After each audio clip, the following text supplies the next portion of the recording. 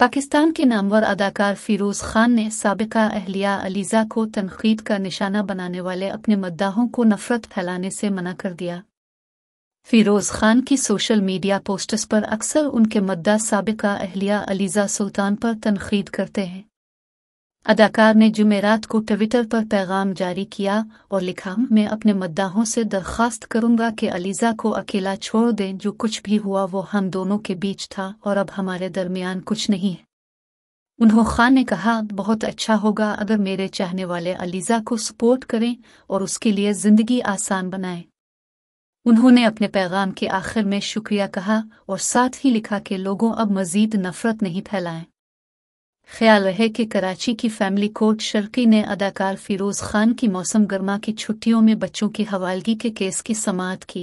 अदालत ने बेटे की कस्टडी 19 से 24 जुलाई तक फिरोज खान देने का हुक्म जारी किया। अदाकार फिरोज खान ने बच्चों को आर्जी तौर पर 1 माह के लिए उनके हवाले करने की दरख्वास्त की थी। इसके अलावा अदालत ने हिदायत की कि फिरोज खान को बेटी 2 दिन के लिए दोपहर 12 से शाम 6 तक दी जाए।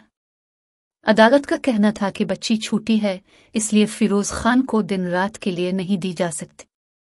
फिरोज खान की शादी 2018 में अलीज़ा सुल्तान से हुई थी। अदाकार के यहाँ पहले बच्चे की पैदाइश 2019 और बेटी की पैदाइश 2022 में हुई थी। 2022 में ही फिरोज और अलीज़ा के दरमियान तलाक हो गई थी। अलीज़ा ने इल्ज़ाम आयद किया कि फिरोज खान उन्हें तशद्दुद का निशाना बनाते हैं।